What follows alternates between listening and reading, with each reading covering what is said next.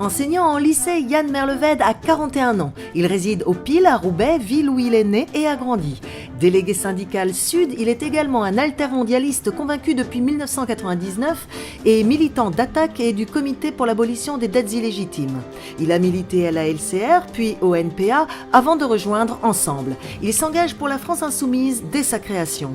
Plusieurs fois candidat sur Roubaix lors de précédentes élections, il est aujourd'hui investi avec sa binôme Stéphanie Jacquemot comme candidat de la France Insoumise pour les élections législatives 2017 sur la 7e circonscription du Nord.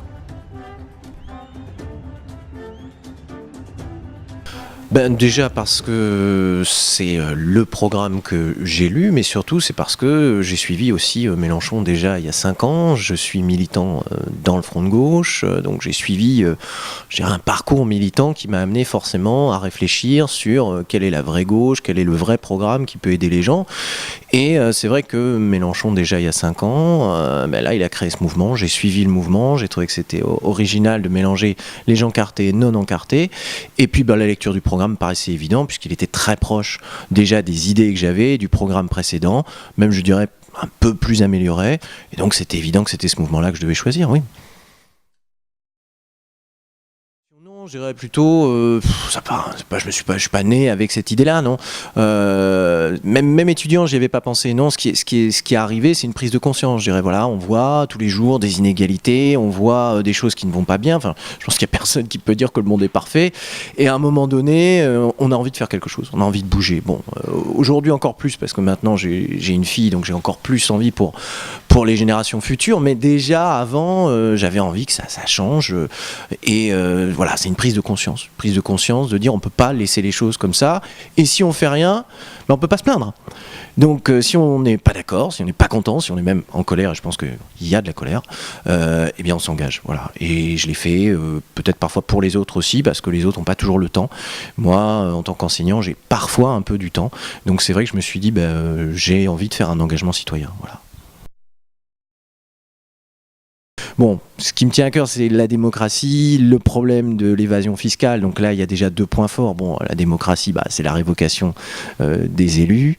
Je pense que on peut plus aujourd'hui, quand on sait à quel point on n'a plus confiance dans la politique et dans les quartiers, les gens disent mais c'est tous les mêmes.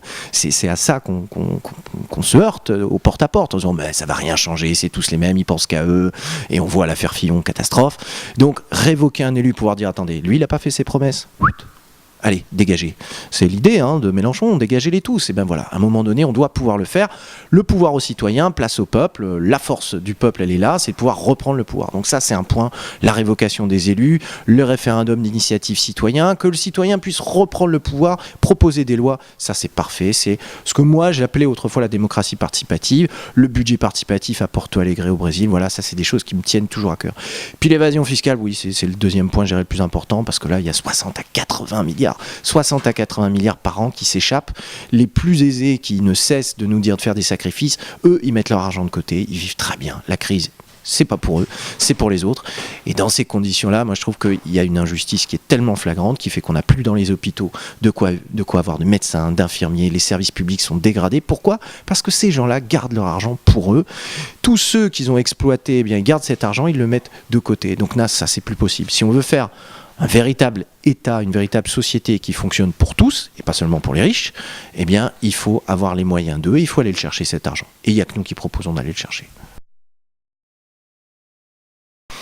Sur la 7e, c'est exactement, je dirais, la situation de la France. C'est-à-dire que sur Roubaix, sur M, sur Ouascal, sur Croix, on a quelle situation ? On a des quartiers très riches, très très riches. Croix, première ville ISF de France, M, Barbieux, Roubaix, voilà, on a des quartiers qui sont très très résidentiels, ce qu'on peut appeler les ghettos de riches, quoi. On a les sociologues Pinson-Charlot qui pourraient suivre ça avec émerveillement. Et puis on a à côté des quartiers très en difficulté, où les gens subissent la misère, les inégalités, et où ils se débrouillent par le système D. Je pense au quartier de l'Épeule, je pense à la Hennec, je pense à tous ces quartiers-là que je connais bien depuis l'enfance, où moi j'ai traîné mes guêtres en étant dans les lycée Vandermeersch, etc. à côté. Bon, j'ai l'impression que, voilà, moi j'ai 41 ans, j'ai l'impression que ça fait 30 ans que rien n'a changé, j'ai l'impression que les choses ne vont pas mieux pour ces gens-là, et que, eux, qu'est-ce qu'ils attendent ? Ils attendent enfin que les politiques s'intéressent à eux, et pas seulement une fois tous les 5 ans, leur faire des belles promesses, et puis finalement ne rien faire. Donc il faut leur donner du boulot. Il faut arrêter la discrimination aux faciès, il faut arrêter la discrimination aux assistés, soi-disant. Non, les riches sont des assistés, oui. Eux, non, ils se débrouillent, ils font ce qu'ils peuvent, et ils ne croient plus en la politique, parce que les gens les ont tellement trompés. Donc non, il faut retourner vers eux, il faut les aider, il faut travailler avec eux, pour les aider à s'en sortir, en donnant du boulot, en donnant des aides si nécessaire, jusqu'à ce que ils se débrouillent par eux-mêmes, avec une dignité. Je crois que c'est ça, qu'on leur redonne leur dignité, ils en ont besoin. Une motivation, elle est évidente, je pense que c'est ce qu'on a vu au présidentiel. Au présidentiel, on a vu tous les vieux partis dégagés. Le vieux monde, comme dirait Mélenchon, est là, il survit à travers Emmanuel Macron qui est en train de faire une opération de recyclage incroyable du vieux monde politique, mais je pense que personne n'est dupe, c'est un escroc de première là-dessus, c'est pas sa jeunesse et son dynamisme qui vont faire quoi que ce soit pour changer la réalité de ceux qui sont exploités aujourd'hui. Donc non, ce qui est fort, c'est le résultat de Mélenchon. On est passé à ça. Et je pense qu'il suffit de se mobiliser encore un peu plus, et cette fois-ci on peut y arriver. Il y a une possibilité d'avoir une majorité de députés insoumis, de la France insoumise au Parlement, à l'Assemblée, et donc d'avoir, ne serait-ce Jean-Luc Mélenchon Premier ministre, et appliquer le programme.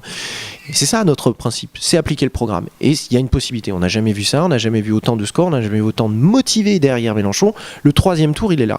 On a viré la fasciste, on peut virer le banquier, et mettre Mélenchon à la place, c'est encore possible. Et il faut y aller, mais il ne faut pas lâcher.